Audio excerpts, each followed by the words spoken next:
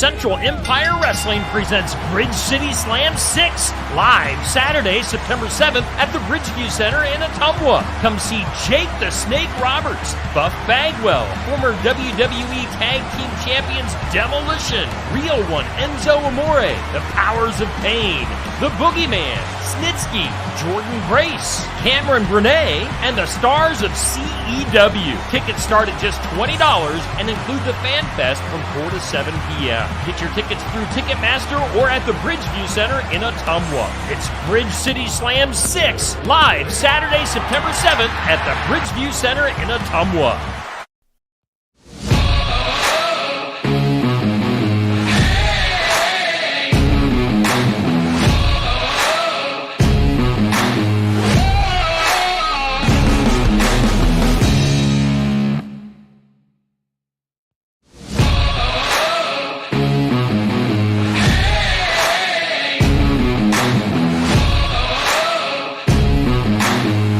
Good evening. Welcome into the Tuesday night tune-up TNT here on Steve Shetler Media as we are broadcasting live from Smoky Row in downtown Oskaloosa on a much cooler Tuesday evening than what we've been having here in Southeast Iowa. Let's take it to Safe Grafke as Safe has his guest, his co-host for the evening hanging out with him. Safe, what's up?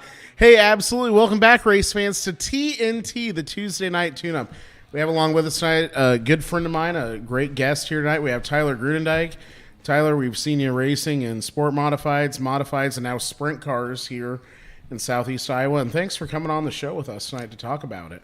Yeah, absolutely. It's a big sprint car time of the year. Nationals week, just finishing up 360 Nationals last week, and it's a hot topic right now. Absolutely. So we'll talk about a little sprint car racing here, modified racing, in just a few moments. We're going to throw it over to Steve to talk about who our sponsors are that make TNT happen each and every week. All righty, thank you, Safe. And yes, we do thank all of our sponsors, including Milo's Tree Service. You can give Chris a call at 641-683-2627. We thank Sinclair Napa. Get more information at sinclairnapa.com. Also, James Family Greenhouse and Produce at 701 East Jackson in Sigourney. Here in Oskaloosa, we've got American Family Insurance agent Christy Tarr. You can get more information at teamtar@amfam.com. And then our trio of Sigourney businesses, Sigourney Body Shop at 210 Clark Street in Sigourney. We've got Sigourney Motors for sales and service. Get a hold of CJ. And then Sigourney Tree Care, owned and operated by Zeb Webb, our sponsors for the Tuesday night tune-up. Let's take it back to Safe and Tyler here on the Tuesday night tune-up. All right, welcome back, race fans. Again, thank you to all of our wonderful sponsors that make TNT happen each and every week, and we're excited that we've been able to now extend our coverage here. We were going to stop at the kind of the end of the racing season for the Southern Iowa Speedway, but we're able to keep that going now, and it's that time of year, folks. It's the Knoxville Nationals, and we're honored here to have Tyler with us because, Tyler, you just ran the 360 Knoxville Nationals. You've won the Pro Sprints championship over there. You've been driving in a sprint car for quite a few years now, and you can really give us some of that good inside track to what it really takes to have a competitive team at the 360 Nationals, because you were one of the 24 cars that made the main event. They had, 80-some cars this year? I think it was 108 total entries this year for 360 Nationals, so great turnout. Yeah, and that's crazy to think. I mean, what's it like mentally knowing that you just became one of those 24 cars to make the start of the 360 Nationals? I think it's great, for my team, my guys, our marketing partners, and everybody that's backed us. The racing deal's tough, and there's a lot of lows that come along, and there's just so many things that you can't control. So to kind of put everything together and show truly what we're capable of, and to kind of be peaking here in the right time of the year and putting all the pieces in place at the right time, and for the most part, put the whole night together there on our qualifying night to get us locked into the A main there is a great accomplishment, not only for myself but my team, and like I said, everybody that's behind us and allows us to go racing on the weekend. Absolutely, and I think the crazy fact is you and Aaron Reitzel were both quick time on your qualifying nights and ran identical quick time, 16.405 seconds around the half mile at Knoxville. That probably had to be crazy for you to find out that you and Aaron ran identical times, because 2 different cars, 2 different drivers, 2 different teams, motors, everything completely different, you know. So what was that like, finding out that you and him ran the same lap time? Yeah, it's crazy. I'd be be questioned for like Eric Arnold or something to see if that's ever happened before, because I'd have a hard time believing that it did. Yeah, just one of those wild things. I mean, the biggest thing is, with August and Knoxville hauled in a bunch of new dirt this year, so there's been a lot of discussion about the racetrack over there and how it's different and those types of things. And I know the Duncans have been working on preparing it different from night to night, just with different amount of race cars on the racetrack, with how many nights of racing that have been consecutively happened before. So yeah, it's a pretty wild chain of events that all line up to end up with 2 qualifying times back to back, 2 nights in a row that are identical. It's nuts. And so, we've been talking about your present state with 360 Nationals and everything. I'm fortunate enough to know this, but not necessarily all of our viewers here do. Why don't you talk us through kind of your racing timeline here from when you started to where we are now? That started when I was pretty young. I think I was 6 years old, and my dad raced go-karts when he wasn't farming, and he kind of got me started there pretty young. We didn't race a lot because we were just busy with work and other things, and I have a 6-year-old now, so I realize it's a bit of a task to take a 6-year-old even to the racetrack a few times a year, let alone every weekend. But that's kind of where it all started, and grew up racing go-karts, riding dirt bikes, and that type of thing through my childhood. And then actually ended up when Mike Wanders actually started racing sport mods. He was neighbors and ended up building his car just down the road, and that was really kind of what got me more involved with the big car stuff and getting to see that. And I think the deal was originally I helped him put that car together and crewed for him that year, and then I got to drive it once was the original deal. And after getting in the seat for the first time, then it was I was pretty convinced I needed my own. So the next year is kind of when Tyler Grunendijk Racing was born. Absolutely. And yeah, I mean, watching you run sport mods and modifieds, and you're not running those classes anymore, but enough. There's been this kind of evolution, it seems, of the dirt track racing in those classes, and how technology has changed so much. And I don't know if you've really got to make it to a whole lot of those races. From the inside looking out, what do you kind of see as some things going on in that class that you maybe are like better now, or you think are kind of some disadvantages from how it used to be? Yeah, like you said, I don't go to a ton of them, but I was out here at Oski a couple weeks ago, and still kind of in the loop just with friends and stuff like that. So probably the biggest thing I changed, kind of that I see has changed from the outside looking in, is the stock cars. Yeah. The stock cars, just the posture of them on the racetrack looks completely different than it used to, and they look way closer to a modified. The right front's down, the left rear's hiked up, and I don't know everything or the details, kind of what's going on behind that, other than it looks like they're going a little faster than they used to as well. So overall, that, and I just know from the sprint car world too, the shock technology and everything that's going on with the shocks has definitely changed a lot in the last 5 or 10 years. And then I'm going to date myself a little bit, but way back in my day when I started racing sport mods, it was open engines. Wanders here in town was building my motors when I started, and obviously the crate motors have kind of taken over that world now. So I'd say those are kind of the key differences that I see. Absolutely. And yeah, like you said, stock cars have really made a lot of adjustments, I would say, and it seems like that is becoming the new kind of modified racing. I mean, Farley later this month, they're going to hold the Yankee Classic, and it's going to be 100,000 win stock cars. Yeah, I actually didn't know that, but that's pretty crazy. Isn't that nuts? Where we live in a time, $100,000 to win stock cars. The XR Dirt Series is doing a similar deal, and they have their 2 stock car divisions going now. There's a North and a South, I believe. But it's just crazy that all of a sudden stock cars out of any class have really just taken off. Yeah, I've also noticed, so, a lot of the modified guys have stock cars now. So it's kind of one of those things where it's definitely attracted a lot of talent and, a lot of money inflowing into that class here the last several years. So I'm sure if you know the details, I'm sure things are changing rapidly from a technology setup and that type of thing, just with the amount of attention that class has had. And then, yeah, you start to see purses like that. Everybody starts to get a lot more serious about it. So it's fun to see. The stock cars have traditionally put on some of the best racing, when you go to, an IMCA event or something like that. So, like I said, I don't get to see a lot of it anymore, but I assume that racing's still a lot of fun to watch, and I'm sure those race cars are a lot of fun to drive. Oh, it is. And, you went from modifieds to sprint cars, two completely different disciplines. Was there anything at all you could take away from modified racing and apply that to sprint car racing?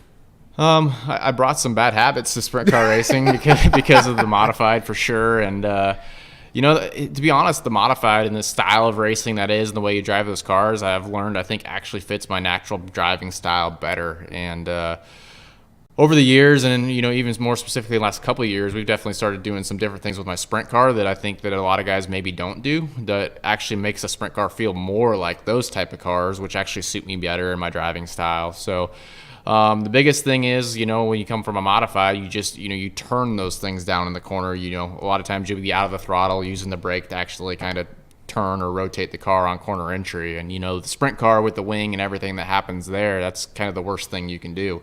You need to be in the throttle, and if anything, just drag the brake pedal. But you really, unless the track's super slick, you're not lifting a whole lot, and really pretty aero dependent on the wing. You just a little bit of movement gets air on the wing and gets the car leaning to the left, and then after that the race car, if it's doing what it's supposed to, kind of starts to make the corner for you. So I don't know.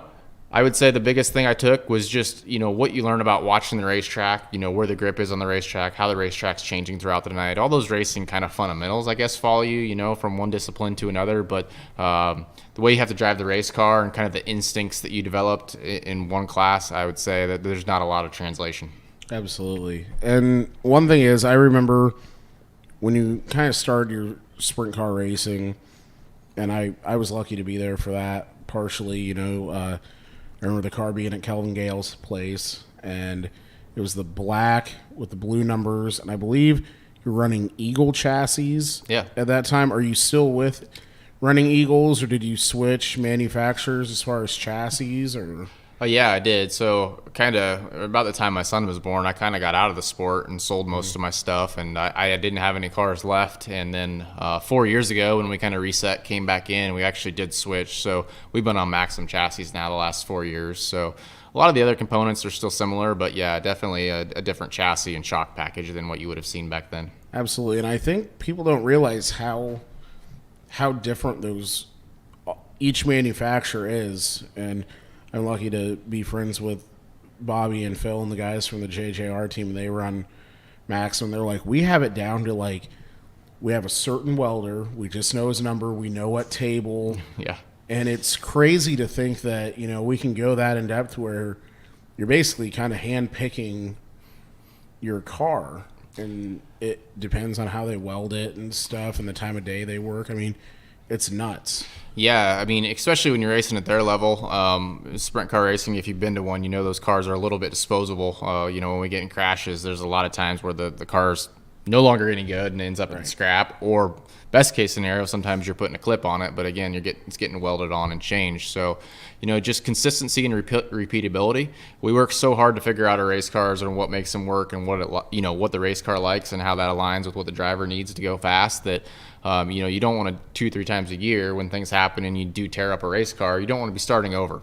So that's where you especially see teams at that level doing things that are very extreme just to create that consistency. So when they pull a backup car out of the top of the trailer, during the night or from night to night, they can hit the racetrack, and it's amazing to me. But they're quick time again the next night, or winning their heat race, or they don't miss a beat. So tremendous amount of work, a tremendous amount of attention to detail, and a lot of effort goes into all that I don't think everybody always kind of has an idea of really everything that's behind that. No, absolutely, and you're right. And then, Knoxville Nationals, again, making the A main there, and you look at the cars that are there and the guys that are starting, a lot of them are pre-season pros and stuff, just to be with those 24. I mean, why don't you take us through kind of how that day was for you? Yeah, so normally we qualify on Thursday nights. Typically we would have qualified on 360 Nationals. That kind of gives you Friday to reset and work on the car and do any of that. This year, 2 of my crew guys weren't really, one of them for sure wasn't available on Thursday, and the other one was on vacation. So to give him another day on vacation and not have to come back early, we actually opted for Friday this year. So that meant Saturday was a little busier than normal. And honestly, we were out till 1:30 that night by the time we got out of the track, got the car washed, unloaded, back home, and then Saturday morning, up around probably 7 o'clock. And I spent the majority of my day then kind of just going through the car and doing regular maintenance, double checking things, and just the difference between unloading there on Saturday night is really you're locked into the A main. You only have a hot lap session and an A main, rather than having to kind of prepare for everything for the whole night. So really, what was different, I guess, was we were just kind of setting the car where we thought it needed to be for that hot lap session before we even got to the racetrack, and just kind of have everything in place. And really, in a way, the pressure was off because, for us especially, making an A main was the ultimate goal. That's something I've been trying to do for a long time and finally got it done. And at that point, we rolled off from the 7th starting position, and the result's going to be the result. We were going to give it 100%. And so just tried to relax, enjoy it. Like I said, racing's got a lot of lows in it, and we've definitely experienced that, or especially last year was tough on us. So just try to soak it in, enjoy it, and by mid-afternoon, we were loaded up, headed over to Knoxville. We did have a little bit of an issue in the A main, and we weren't really sure exactly what that was. We thought it was, and then we were double-checking some of that. So we went through a little bit of stress there right before we left, and ended up changing some bars and some suspension components in the car just in case those were the things that had us off. But again, processed through some of that, made sure we thought we had that fixed, which we did. There we found out Saturday when we got to hot laps. So overall, a fairly easy day, just hanging out kind of in the garage, doing car maintenance, and enjoying the moment. That's awesome. And, you work at Medalist, correct? I actually just switched jobs here 2 weeks ago. So. Oh, okay. Well, you worked at Medalist. Yes. And your boss is very involved with your former boss now, was very involved and still is. Yep. Very involved with your team. So how was that for you, having your boss, he's been there with you. How cool is that for you? What's that relationship been like? Yeah, our relationship started basically when we restarted this race team. The first year he owned the motor and I owned the car, and that's kind of how we pieced the deal together to get back to the Pro Sprint class and start that whole thing. And ever since then, we've just bonded through racing and developed a relationship to the point. He's definitely one of my best friends, and we get a vacation together and we hang out together. I mean, we went to lunch today. We spent a lot of time together and share the passion of racing and the challenge of getting that figured out and figuring out how to just keep ratcheting ourselves up to the next level. So in general, just I'm incredibly blessed to be surrounded by all the people that I do. There's absolutely no way that I do what I do on my own. I feel like my name's on everything, and I'm the one that gets to sit in front of the microphone often, but I'm just a small piece of everything that happens, and just grateful that God's blessed me with all these people that allow us to put this together and ultimately go live kind of my childhood dream. Yeah, and your wife Molly at home and your kids, and this weekend I got to see your little boy out there in a cage cart turn some laps. So what's that like for you now, getting your kids into racing? Kind of passing that torch in a sense to them. What's that like? Yeah, it's been fun for sure. This year with him is, he said he wanted to do it, but we didn't know if he really wanted to do it, and I don't know that he knew that if he really wants to do it until we try it. So that was what this year was about. It was just kind of bought some used equipment, had some good friends that helped me out, get some cheap parts and get a cart together, and just kind of let him explore it, see if it's his thing or not. It's no pressure for me, and if it's something that he wants to get more serious about and pursue, we're definitely willing to invest in him and do that. I think there's just a lot of life lessons and development that can happen through racing as long as it's done correctly. So Molly and I are definitely willing to go down that path with him if he wants to, but for now it's just fun.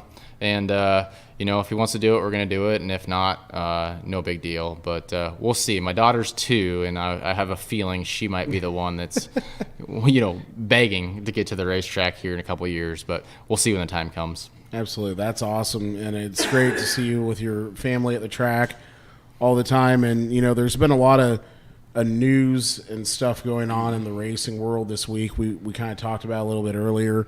I think the biggest shock so far of the Nationals is Kelby Watt out of the number 6 car. He was driving for Bill Rose, had a really good run at Ironman. Yeah, for sure. And is now out of that ride. How do you see that in your mind? Because you're you're in that position where you know what it takes to be on one of those teams and kind of how that goes. So What do you see in your mind when you see situations like these happen?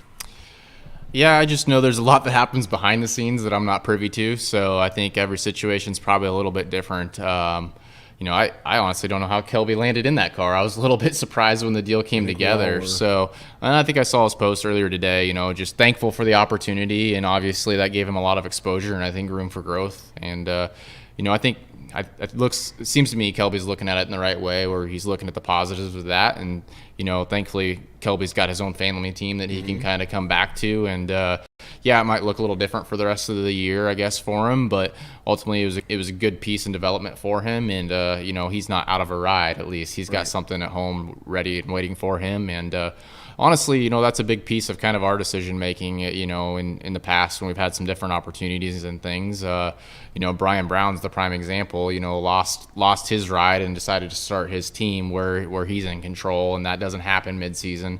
And there's definitely more work and some other challenges that comes, to owning your own team. But at the end of the day, you're likely not going to fire yourself, or even if you do, I guess that's your own decision. Right. So I think Kelby just probably ran into a great opportunity there, and I think he took it and ran with it. And I think he did everything he could with it. And now it'll be exciting to see him jump back in his own car, and I'm sure it'll be fast. He's developed a ton in the last couple of years, and I raced with him a little bit and last year, and man, just to see how much better he's gotten in a short amount of time has been really cool. So we'll be cheering for him, and hopefully it's just another piece of his story here as he looks back in a few years. Absolutely. And the other big thing is Kyle Larson right now. He's passed 43 cars in his last 3 races. He dominated at Ironman both nights, and then showed what he can do on a half-mile last night fast track at the Southern Iowa Speedway last night. Yeah. As you being a driver, I mean, I just want to know what in the world he does. Like, no kidding. How do we download whatever he's doing and get it programmed into my muscle memory is what I want to know. But obviously he's been on a different level for a long time, and if anything, this year I think they've been off with the sprint car. Definitely below their expectation and many people's expectation as far as performance. But I think that speaks to, and in motorsports, even the best of the best of Kyle Larson at times is limited to the capability of your equipment. And, for a smaller team, right, that's our reality often, right? We may not have the best motors or the best equipment. We may not be able to hire a crew chief and have the best handling race cars.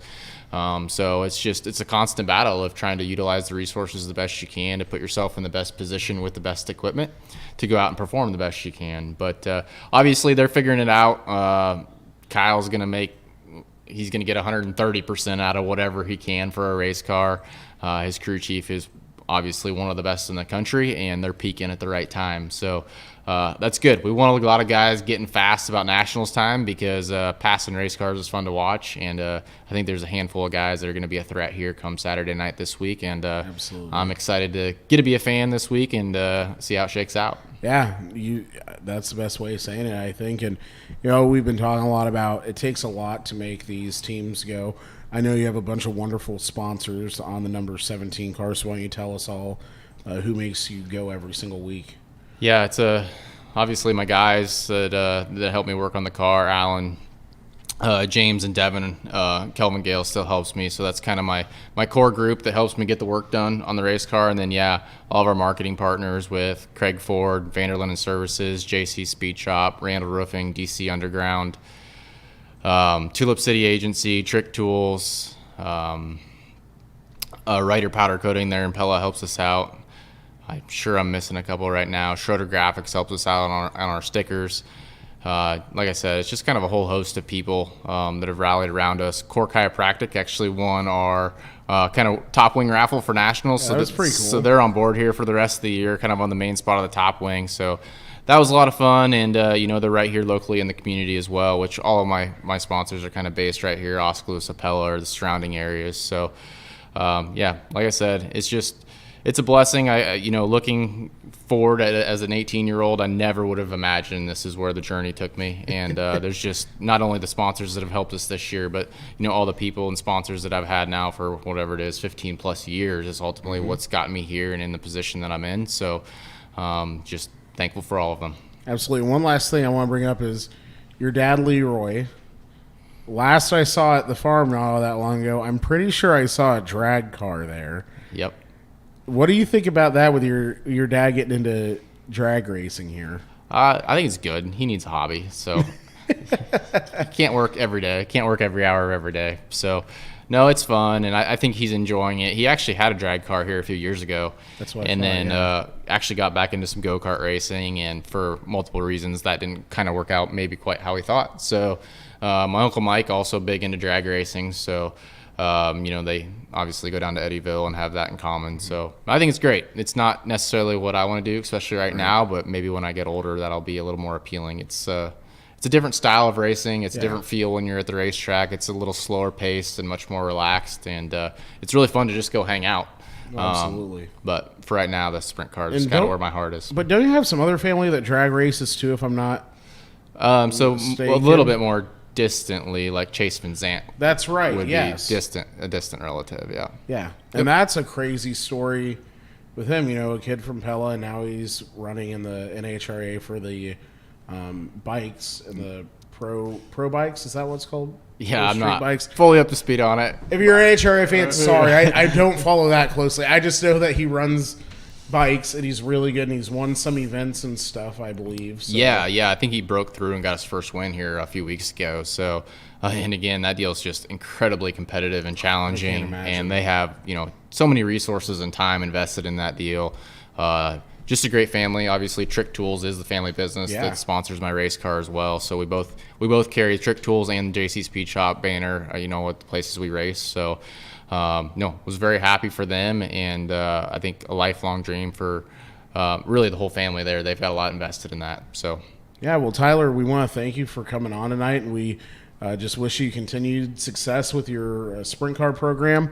I know the 360 Nationals, you made the main. You kind of had a little bit of a rough night, maybe some motor issues going on there, and not necessarily the end result you were looking for, but heck of an effort. And to know that you were one of the top 24 out of 108 cars that made that main event, just absolutely incredible. So no, I we're appreciate excited to see what happens next year. appreciate you having me on, and we are as well. I don't think it happened by accident. I think it was the result of a lot of hard work, and obviously things went our way on qualifying night, and it takes that as well in racing. But we're excited. We got one race left this year to kind of go finish out the championship series there at Knoxville. So we're already in preparations to put our best foot forward there, and then start planning and regrouping for 2025. Absolutely. Well, thank you, Tyler, for coming on. Folks, we're going to take a break here, and we'll be back with some juice next here on TNT, the Tuesday night tune-up. All righty, safe, and we do thank our sponsors for making our broadcast possible each and every Tuesday night here from Smoky Row in Oskaloosa. That includes Milo's Tree Service. You can contact Chris Minter, 641-683-2627. We also thank Sinclair Napa. Get more information at sinclairnapa.com. We go to James Family Greenhouse and Produce at 701 East Jackson Street in Sigourney for great quality at affordable prices. We thank Christy Tarr, American Family Insurance, all your protection under one roof. And then Sigourney Body Shop, Tony and Yvonne Pitch at 210 Clark Street in Sigourney, as well as Sigourney Motors, CJ Fitzgerald at Sigourney Motors for sales and service, 641-224-8056. And then finally, Sigourney Tree Care, owned and operated by Zeb Webb at 641-622-2097. Let's go back to Safe. He is all by his lonesome now. Safe. By myself. Oh, don't quit your day job. I'm not. Don't worry. Don't worry. We do not plan on quitting the day job here. This is the day. No, I'm kidding. This isn't the day job. That would be nice, man, wouldn't it? Just go Can you around imagine if doing we had a race whole shows. day? Oh, boy. That would be bad. That would be bad. So what do we got? The juice is loose. The What's juice up? is loose. Well, first off, this isn't necessarily super juicy, but tonight, after this is over, you have to wait till it's done on Flow Racing, I believe, or IMCA TV. We have the Harris Clash going on up at Deer Creek in Minnesota. A very good friend of mine from New York, his name is Mike Mallett. He runs Dirt Track Digest. He is going to be the pit road announcer up there. And when Mike and I were talking last night, instead of saying, he kept going, yeah, I'm going to go up to that IMCA show. And I looked at him really, really funny. I said, Mike, I want to make sure we're saying, what's IMCA?